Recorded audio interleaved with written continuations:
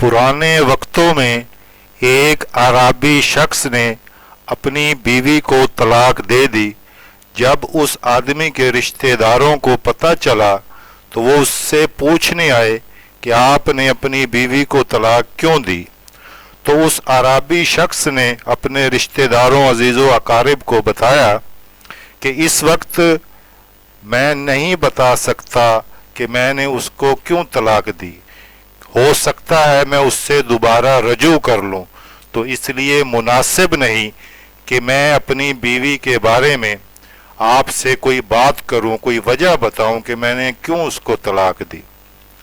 जब इद्दत का वक़्त गुजर गया और उस अराबी शख्स ने अपनी बीवी से रजू ना किया तो उसके अजीज़ो अकारिब रिश्तेदार दोबारा पूछने आए कि अब तो वजह बताओ, अब तो आपने रजू भी नहीं किया, अब बताओ कि उसको क्यों तलाक दी।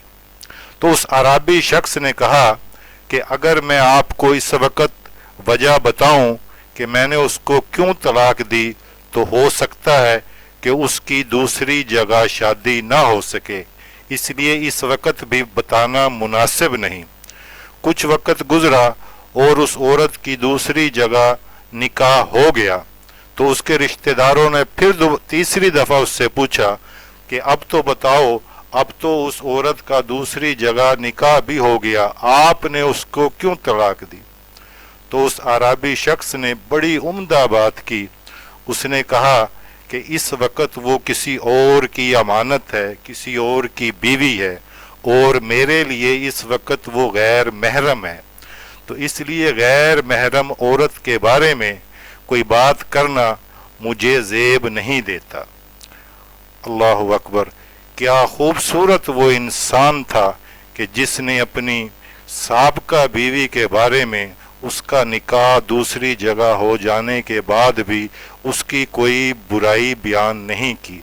अल्लाह ताला कुरान में फरमाता है, जिसका मफहूम है कि मर्द और औरत एक दूसरे का लिबास है।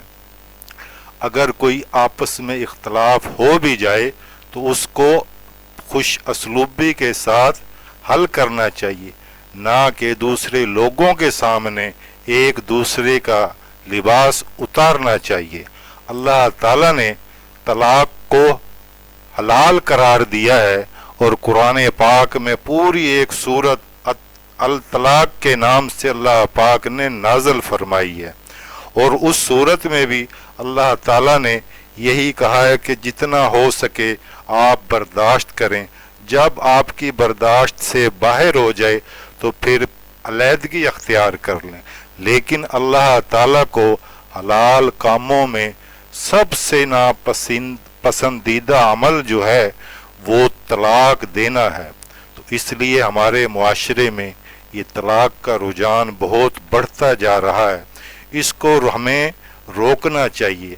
अगर कोई हमारा रिश्तेदार अजीज़ो अकारिब उसका कोई इख्तलाफ है बीवी से तो हमें उसको प्यार मोहब्बत से हल करवाना चाहिए।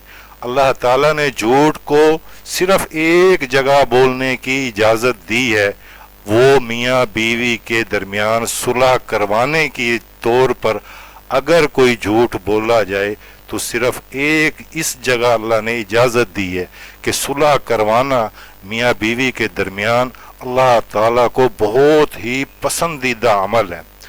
हमारे यहाँ बेटियाँ बहनें हम इसलिए उनको नहीं पालते जवान करते कि उनकी शादी करें और जहेज़ की लानत जो हमारे मुआशरे में है, आजकल लाखों का जहेज़ भी साथ दें, इसलिए नहीं कि उनको शादी के बाद शोहर उसके ससुराल वाले छोटी छोटी बात पर जलील करें, उसकी बेइज्जती करें।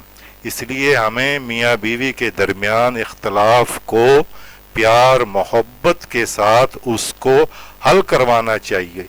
ये अल्लाह ताला को बहुत ही पसंदीदा अमल है।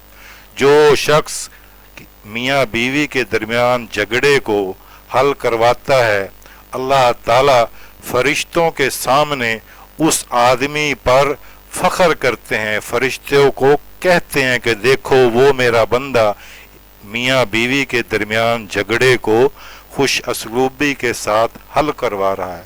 تو ہمیں اپنے معاشرے سے اس طلاق کی لعنت کو روکنا چاہیے۔